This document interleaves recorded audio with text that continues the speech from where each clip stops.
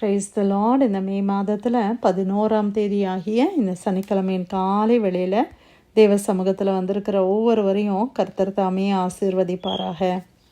இந்த நாளிலும் நம்ம தியானிக்கிற கர்த்தருடைய வார்த்தை நம்முடைய பரிசுத்த வேதாகமத்தில் சங்கீதங்களின் புஸ்தகம் 46வது சங்கீதம் 1வது வசனம்.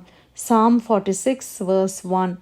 தேவன் நமக்கு அடைக்கலமும் பெலனும் ஆபத்து காலத்தில் அனுகூலமான துணையுமானவர். அல்லேலூயா. கர்த்தருடைய அருமையான வசனத்துக்காக இந்த காலை வேளையில் நம்ம தேவனை ஸ்தோத்திரிக்கலாமா? தேவன் நமக்கு எப்படி இருக்கிறாரா? அடைக்கலமாக இருக்கிறார். தேவன் நமக்கு பெலனாக இருக்கிறார். ஆபத்து காலத்தில் தேவன் நமக்கு அனுகூலமான துணையாக இருக்கிறார். அல்லேலூயா. பிரியமானவர்களே, நமக்கு அடைக்கலம். He is our refuge. ஒரு சூழ்நிலையிலேருந்து நம்ம ஒரு இடத்துல பாதுகாப்பாக இருக்கணும் அப்படின்னா அது அடைக்கலம்னு சொல்லுகிறோம்ல. ஒரு பயங்கரமான ஒரு சூழ்நிலை இருக்குது, அந்த சூழ்நிலையிலேருந்து தப்பித்து நீங்கள் ஒரு சேஃபான பிளேஸுக்கு நீங்கள் வர்றீங்க. ஒரு வேளை ஒரு யுத்தம்னே வச்சுக்கோங்களேன். நம்மளுடைய தேசத்தில் ஒரு யுத்தம் இருக்குது. அப்போ நம்ம என்ன செய்கிறோம்? இந்த தேசத்தில் இனிமேல் நம்ம இருக்க முடியாது, இருந்தால் பாதுகாப்பு இல்லை, ஒரே பயமாக இருக்குது அப்படின்ற ஒரு சூழ்நிலையில் அவர்கள் என்ன செய்கிறார்கள்? அந்த தேசத்தை விட்டு இன்னொரு தேசத்துக்கு அடைக்கலமாய் வருகிறார்கள். இன்றைக்கி அமெரிக்காவுக்கு அநேக ரெஃப்யூஜீஸ் இல்லை, அவங்கள என்னன்னு சொல்கிறோம்? ரெஃப்யூஜீஸ். ஏன்னா இந்த தேசம் அவங்களுக்கு அடைக்கல பட்டணமாக அவர்களுக்கு இருக்கிறது. அப்போ அங்கிருந்த துன்பங்கள், அங்கிருந்த பயமுறுத்தல்கள் அதெல்லாம் இந்த தேசத்தில் இல்லை. இங்கே அவங்க பயப்படாமல் அவங்க அமைதியாக சமாதானமாக இருக்கிற ஒரு சூழ்நிலையை இந்த தேசம் அவர்களுக்கு வகுத்து கொடுக்கிறது. அதனால் இந்த தேசத்துக்கு அவர்கள் ரெஃப்யூஜியாக, அமெரிக்கா தான் ரெஃப்யூஜ் கொடுக்குற ஒரு தேசம் அப்படின்னு பார்க்குறோம் இல்லையா? அதே போல தான் தேவன் எனக்கு அடைக்கலம். ஆமேன். நம்முடைய கஷ்டமான சூழ்நிலைகளில் நான் எங்கே போவது என்று சொல்லி தெரியாது தவிக்கிற ஒவ்வொரு சூழ்நிலையிலையும் கர்த்தருடைய பிரசன்னம் நமக்கு எப்படி இருக்குது? அடைக்கலமாக இருக்கிறது. அல்லேலூயா. ஆண்டவருடைய சிறகுகளுக்குள்ளே வருகிறது நமக்கு ஒரு அடைக்கலம். உன்னதமானவருடைய மறைவில் வருகிறது நமக்கு ஒரு அடைக்கலம். சர்வ வல்லமுள்ள தேவனுடைய நிழலில் நம்ம வருகிறது நமக்கு அடைக்கலம். அல்லேலூயா. ஆண்டவர் அதை ஒரு ஊமையாக சொல்லும்போது சொல்லுவாங்க, கோழி தன்னுடைய குஞ்சுகளை என்ன செய்யுமா? மேலே பறந்து செல்லுகிற கழுகுக்கு அது பாதுகாக்கும்படியா. ஏன்னா அந்த குஞ்சுகளால் அதால் அதை தன்னை பாதுகாக்க முடியாது. அப்போ அந்த தாய் பறவை என்ன செய்யும்? அந்த கோழி என்ன செய்யுது? அதனுடைய சிறகுக்குள்ளே இந்த குஞ்சுகளை எல்லாம் கூட்டி சேர்க்குது.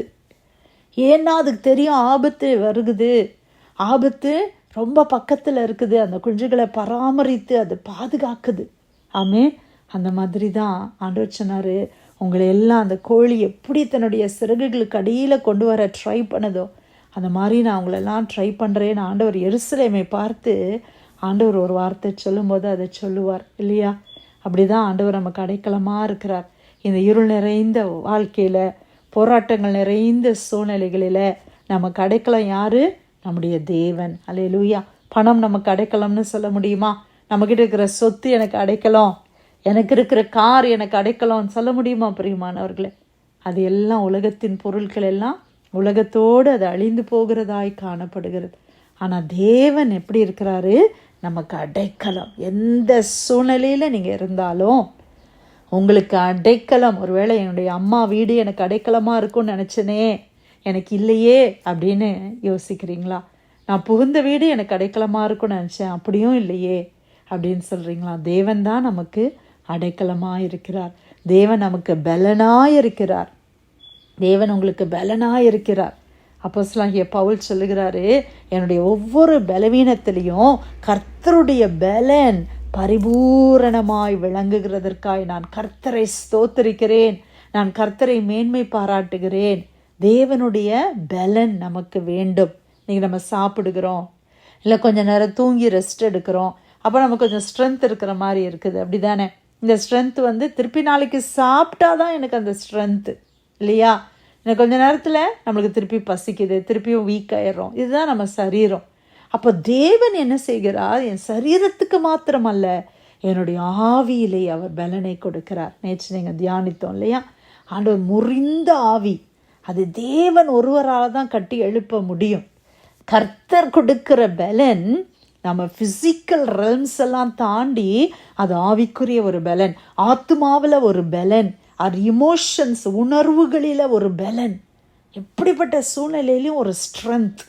சரி, இந்த சூழ்நிலையை தாண்டிடலாம், இதை நம்ம சந்திச்சிடலாம், இந்த கடன் பிரச்சனையா இதை மீறி போயிடலாம் அப்படின்ற ஒரு பலன், மன தைரியம்னு சொல்கிறோம் இல்லையா, அதுதான் அந்த பலன். பிரியமானவர்களே, மனசில் தைரியம் இருந்தால் எந்த சூழ்நிலையை நம்மளால் சமாளிக்க முடியும். அப்போ அந்த மனதைரியத்தை யார் கொடுக்கிறது? அது தேவன் தான் நமக்கு கொடுக்கிறார். அல்லேலூயா. கர்த்தர் தான் அந்த மனதைரியத்தை, அந்த பலனை கர்த்தர் தான் கொடுக்கிறார். ஆபத்து காலத்தில் ஆண்டவர் எப்படி இருக்கிறாரு? அனுகூலமான துணையாக இருக்கிறார். அல்லேலூயா. அனுகூலமான துணை, ப்ரெசன்ட் ஹெல்ப். அதாவது சில ஆபத்து வரும்போது அந்த டைமில் நம்ம ஹெல்ப் பண்ணணும் இல்லையா? நான் அடுத்த வாரம் வந்து ஹெல்ப் பண்ணுறேன், அதுக்குள்ளே என் ஆபத்தில் நான் ஒருவேளை எதாவது ஆயிடலாம்.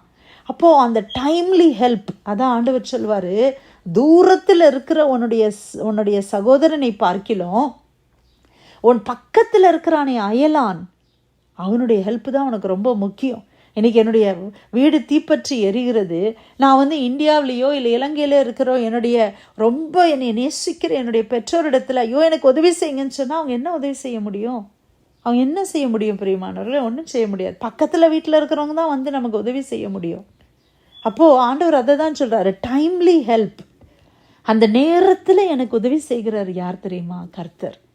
ஆண்டவர் எனக்கு அனுகூலமான துணையாக இருக்கிறார். ஆபத்து காலத்தில், கஷ்ட நேரத்தில், உபத்திரவத்தின் பாதையில், தனிமையின் பாதையில் ஆண்டவர் உங்களுக்கு துணையாக இருக்கிறார். ஆண்டவர் உங்களோடு கூட இருக்கிறார். பயப்படாதீங்க. இந்த அதிகாரம் முழுத்தையும் நான் வாசிக்கிறேன். ஆகையால் பூமி நிலை மாறினாலோ, மலைகள் நடுச்சமுத்திரத்தில் சாய்ந்து போனாலோ, அதன் ஜலங்கள் கொந்தளித்து பொங்கியதன் பெருக்கினால் பர்வதங்கள் அதிர்ந்தாலும் நான் பயப்படோம். ஒரு நதி உண்டு, அது நீர்க்கால்களின் தேவனுடைய நகரத்தையும் உன்னதமானவர் வாசம் பண்ணும் பரிசுத்த ஸ்தலத்தையும் சந்தோஷிப்பிக்கும். தேவன் அதில் நடுவில் இருக்கிறார், அது அசையாது. அதிகாலையிலே தேவன் அதற்கு சகாயம் பண்ணுவார். ஜாதிகள் கொந்தளித்தது, ராஜ்யங்கள் தத்தளித்தது. அவர் தமது சத்தத்தை முழங்க பண்ணினார். பூமி உருகி போயிற்று. சேனைகளின் கர்த்தர் நம்மோடு இருக்கிறார். யாக்கோபின் தேவன் நமக்கு உயர்ந்த அடைக்கலமானவர். பூமியிலே பாழ்கடிப்புகளை நடப்பிக்கிற கர்த்தருடைய செய்கைகளை வந்து பாருங்கள். அவர் பூமியின் கடைமுனை மட்டும் யுத்தங்களை ஓய பண்ணுகிறார். வில்லை ஒடித்து ஈட்டியை முறிக்கிறார். ரதங்களை நெருப்பினால் சுட்டரிக்கிறார். நீங்கள் அமர்ந்திருந்து நானே தேவன் என்று அறிந்து கொள்ளுங்கள். ஜாதிகளுக்குள்ளே உயர்ந்திருப்பேன், பூமியிலே உயர்ந்திருப்பேன். சேனைகளின் கர்த்தர் நம்மோடு இருக்கிறார். யாக்கோபின் தேவன் நமக்கு உயர்ந்த அடைக்கலமானவர். ஆமேன், ஹல்லேலூயா. நமக்கு அடைக்கலமாக இருக்கிற தேவன், யாக்கோபின் தேவன் எப்படி இருக்கிறாரா? உயர்ந்த அடைக்கலம். சேனைகளின் கர்த்தர் நம்மோடு இருக்கிறார். தேவன் உங்கள் கூடவே இருக்கிறாரு. உங்களை யாரும் அசைக்க முடியாது பிரியமானவர்களே. ஆண்டவர் காலைதோறும் நமக்கு உதவி செய்கிறார். ஒவ்வொரு நாளும் அதிகாலையில் சூரியன் உதித்து எழும்புறதுக்கு முன்னால் நம்ம எல்லாம் ஆண்டவருடைய பிரசன்னத்தை தேடுகிறோம். ஆண்டவர் நமக்கு உதவி செய்கிறார். ஆண்டவர் நமக்கு பலனாக இருக்கிறார். கர்த்தர் நமக்கு அடைக்கலமாக இருக்கிறாரு. ஆண்டவர் எனக்கு ஆபத்து காலத்தில் எப்படி இருக்கிறாரு? அனுகூலமான துணையாக இருக்கிறார். ஆண்டவர் ஒரு நாளும் நம்மளை கைவிட மாட்டார். கர்த்தர் இந்த நாளில் கொடுத்த அருமையான வார்த்தைக்காய் கர்த்தரை ஸ்தோத்திரிக்கலாமா? சங்கீதம் 46 முதலாம் வசனம். தேவன் நமக்கு அடைக்கலமும் பலனும் ஆபத்து காலத்தில் அனுகூலமான துணையுமானவர். கர்த்தருடைய வார்த்தைக்காய் நன்றி செலுத்தி பிரேயர் லைனில் வந்திருக்கிற யாராவது ஜெபிக்கலாமா?